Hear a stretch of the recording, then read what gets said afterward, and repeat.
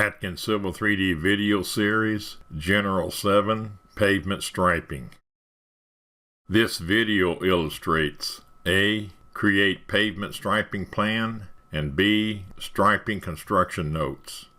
A striping drawing is generally prepared to indicate the traffic lanes and crosswalks that are to be painted and the traffic signs that are to be installed. The drawing is prepared using standard AutoCAD drafting procedures.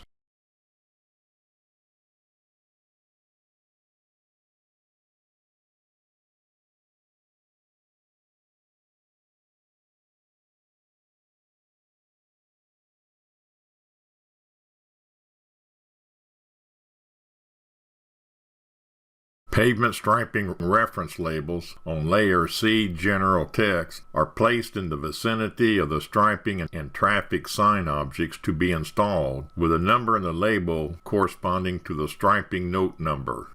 The pavement striping notes are included in the notes drawing, which is currently open. The general specifications and standards, and the detailed instructions for the various items of pavement striping and traffic signs to be installed.